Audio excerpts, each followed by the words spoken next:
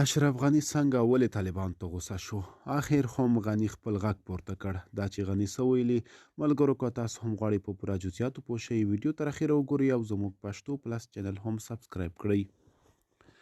غني لیکلي له بده مرغه په هیواد کې د ښځو د تعلیم او کار اوسنۍ ستونزه ډیره جدي خواشینونکې او په 21مه پیړۍ کې د جنسیتي اپارتاید تر ټولو ښکاره او کرکجنه بیلګه ده. اصلي ستونزه د حاکمې ډلې عدم مشروعیت دی. دا ځکه چې دوی په غیر ولسواک ډول حاکمان دي او افغانستان اشغال او ټول ولس یې یرغمل کړی دی. د اوسني حاکمې ډلې د دغه شان ناوړه پریکړو او د روان بحران د ژورېدو مسؤلیت یوازې طالبانو ته نه، بلکې ټولو هغو افرادو، عناصرو او بنسټونو ته ورګرځي چې د دوی د سپینولو لپاره یې په سازماني شکل تبلیغات کول او ادعا یې کوله چې دا خلک بدل شوي او د نوي شرایطو په اړه یې درک زیات شوی دی. اوس یې وخت دی چې طالبان او د دوی مبلغان باید د دوحې تړون هغه پټ ضمایم او الحاقیه برخې ملت سره شریکې کړي.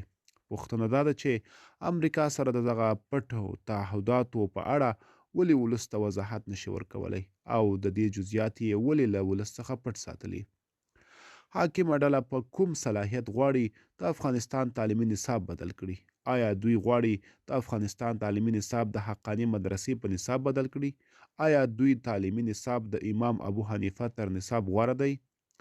ما په کراتو ویلي او بیا یې وایم، که یوه نجلۍ باسواده شي 5 راتلونکي نسلونه بدلوي، او که یوه نجلۍ بې سواده پاتې شي راتلونکي کې د 5 نسلونو د بربادۍ سبب ګرځي.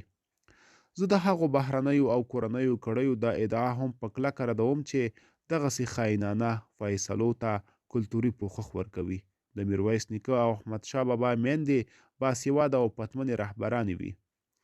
زه د هغو نجونو او هلکانو چې نن یې په ننګرهار، کندهار او نورو ولایتونو کې د زده کړو د حق لپاره د اختناق په دې سختو شرایطو کې اعتراضونه کړي ستاینه او قدردانۍ کوم. دوی په هیواد کې د تعلیم حق غوښتی، اصلي مخکښان او اتلان دي. اوسني ځوانان، نسل ښځې او نارینه کولی شي روان استبداد د راتلونکو 100 کلونو لپاره د خپلو صفوفو په پیاوړتیا، اتحاد او اتفاق له منځه یوسي. په اوسني حالاتو کې یوازینی څه چې ټول افغانان پرې په منطق ډول اجماع لري هغه د ښځو د تعلیم او کار د حق موضوع ده. زه په دې باوري یم چې د دې ملي ولسي اجماع په مقابل کې طالبان نشي درېدلی.